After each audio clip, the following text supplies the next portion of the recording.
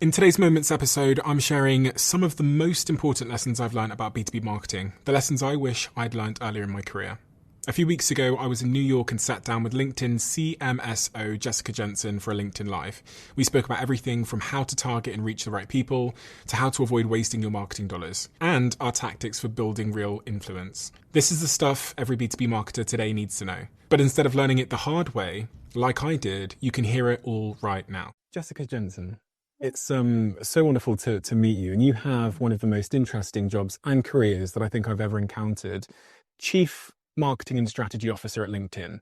One of the most used terms in my circles at the moment of entrepreneurs has been this term AI, and there's a mixed reaction. There's a lot of people that see it as a threat and are kind of leaning out the ostrich with its head in the sand, and then there's a group of people that I have in my close circle that are excited and leaning in. What is your advice for entrepreneurs that are trying to contend with this new thing called AI? Yeah. I think that AI will become the air we breathe and the water we drink, just in the way the internet has. Can anyone imagine business or life today without the internet? I don't think so. And that has upsides and downsides. I think AI is the same. It will power so many things personally, professionally. I can't imagine starting a company now without leveraging AI in some way, either to save yourself incredible amounts of time or to create product prototypes. Certainly, if you're trying to raise money, not being versed in AI, I think would be rather challenging today. I think all investors are viewing it as a must-have. It allows you so much more creative power and efficiency. Regardless, you could be producing flip-flops or selling digital software. So I think anyone who thinks they can avoid it, I would encourage them to jump over the line. Amen. How do you advise founders and startups that you talk to about how to use Gen AI? So I always think that the opportunity and threat are in the reaction. So, and I've seen this over my brief career there's been certain waves that have come into shore, like social media was the first wave, then it was this thing called the blockchain, and now the third wave that I've observed is artificial intelligence. And in all three of those examples, the opportunity or threat was in your reaction. I.e., if you lean out, then it is a threat.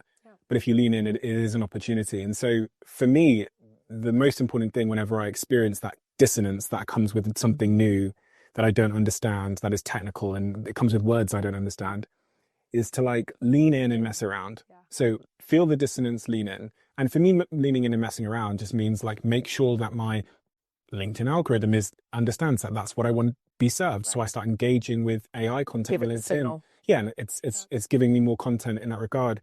It means speaking to my team about it. And one thing we've done at the moment is we've set this AI agent challenge, which is for the next 60 days, every single team in every single department is implementing AI and AI agents to improve and automate their workflows. Yeah. And we're all sharing it in this new channel. And at the end of the 60 days, there's going to be this big presentation where every team presents how they've implemented AI agents into their workflow. And there'll be this big prize that I'm handing out with a judging panel of like AI experts coming into our company. Did you just click? Yeah. That's so cool. I didn't see that. So cool. And I'd say, I think it all comes down to your relationship with change. Yeah. And in the world we're heading in, you just got to have a really healthy, positive, optimistic relationship with change, I think. I think flexibility is the foundation. Yeah, amen. Amen. Yeah. And in the world of AI and large language models where we can generate content now, it becomes very, very tempting to go for quantity. Yes. And like copy and paste cookie cutter, perfect M dash text. Right. What would you advise us as marketeers in such a world where the cost of creation goes to zero and we can churn out? Yeah. Yeah. I'm so excited about what Gen AI is doing for marketing and will do for marketing. And I also think people can smell a rat. So we're leveraging it. So many marketers are. It does lower cost. You're able to concept faster. You're able to edit and try new things more quickly. But when you are trying to convince human beings to take action, you will need to convey human emotion and human judgment. I firmly believe human marketers will have jobs and that knowing what is real and what is fake is going to be so important, especially somebody like you, right? People are trying to fake you every day. And so I think as business people and as marketers, we need to view AI as an expediter and a creative fuel and never lose human oversight. I have been pondering this idea for the last couple of weeks about how, like, I'm not good at spelling. I've never I'm been good at spelling, horrible. I'm a horrible speller. but I now see it as an advantage because when They you see, know, oh, that's, it's so funny because I was I'm outside. going to lean into that myself. Yeah. No, but I said to my team earlier on the way here, I was like, there was this title for this piece of content we're producing, and I said, can you just like uncapitalize it and like just make it a little bit messier so people know that we wrote it? Interesting. Because everything is so perfect, and Yeah, whenever I yeah. see something that's perfectly formatted and has all perfect grammar now, part of my brain discounts it. Totally. What do good content creators do, whether they're B2B content creators or B2C content creators or just individuals? What are some of the things that you notice that they do well in terms of just like base level principles? I think that great creators are like great communicators at any time in history. They know what they want to say. They have something to say. It's interesting. It's different. It has an angle. They know who they're trying to talk to and who they're trying to engage. They convey information and human connection. They are real. They show themselves and their ideas openly. And then I think in this day and age, they are using multiple form factors, right? They're using text, they're using photos, they're using video, and video, I think, becoming more and more prominent. So many of the principles of being a great communicator and a great marketer and a great creator are the same. Mm. What's your answer to that question? Ah, um, hmm. I really liked your where you started at the top of that with this idea of having something to say, because I think sometimes people overlook this, and you know it's very easy to speak before you've got something to talk about. Don't get me started on this topic. And I think the best creators that I've met have gained clarity on what their message is, and it's a unique message. It's a cliche proof message. One of the phrases we use a lot on our team is, "If the world has heard it before, then we don't need to add it again." And as a nice principle for like knowing what to post and what the world needs, if the world has heard someone say it before 10 times, 100 times, Please do not we don't need to add to it. So we add if we have something unique to add to the conversation. And then I think the other part, I agree with everything you said, is just analytics and data, really good. which helps us to create a nice feedback loop. Because How do you know that it's working? yeah, exactly. Yeah. As a creator, sometimes it can feel like you're at the roulette table with the lights off when you're making content because this did well, and then for some reason this did well, then this one got loads of comments, that one had loads of views, that one crashed and burned.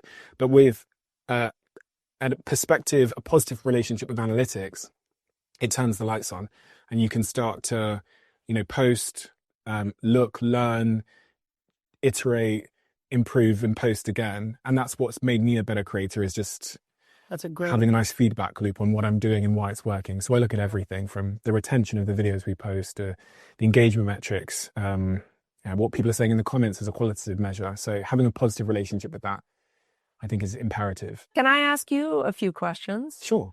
You are a leading entrepreneur, thought leader, media personality on LinkedIn. What do you find has been the most powerful tools or formats for you on the platform?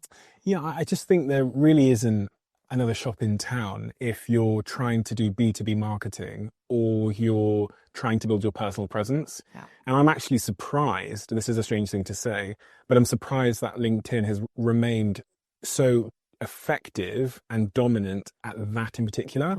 And I also see LinkedIn as both being the healthiest platform in terms of communication and comms and discourse, but I also see it as being the most effective as it relates to building a business in all regards, from a comms perspective, from a hiring perspective, from an internal and external personal branding perspective for your company as an executive. And I have, for many, many years, told people that I thought the opportunity of LinkedIn would at some point pass, because that's typically what I've seen from other platforms. They kind of lost their way, they've got into too many things, but it just hasn't been the case with LinkedIn, and that's been the most surprising thing of all for me. And I think for really any founder out there, I think it is your most important platform, because the most important thing in business is obviously acquiring customers, it's hiring great people, it is marketing the company itself. And I tell all of the founders in my portfolio that until you've cracked LinkedIn and you've got this system up and running, the flywheel, the video sort of content flywheel, the recruiting side, you filled out your profile, really don't think beyond that. So when my founders come to me and they say, I want to start a podcast, I shut down the podcast and I say, you're not using LinkedIn properly yet. So like, I draw this picture out, which I've drawn so many times, and it's a pyramid. And at the bottom of the pyramid is LinkedIn, if you're a founder. So like, make sure your LinkedIn strategy is on point. And only until you've completed that part of the pyramid, you move up to level 2, which could be newsletters, which are a big part of LinkedIn now as well. Yeah. You've got to figure out what's going to yield the most, and then relative to the yield, which platform is going to require the least investment. Right. Yeah. So it's not, you don't need to have 20, 30 people, a pretty big production team to get started on LinkedIn. And the return of investment is so high relative to the investment that it is the best place to start. And then you move on. Yeah. Building from there. Thank you. I hope this conversation has given you some clarity, because honestly, these are the lessons I wish someone had shared with me when I was first getting started in B2B marketing. If you're ready to dive deeper and take the things you've learned today and put them into practice, our sponsor LinkedIn is offering a $100 ad credit. Just head to linkedin.com/diary to get started. That's linkedin.com/diary.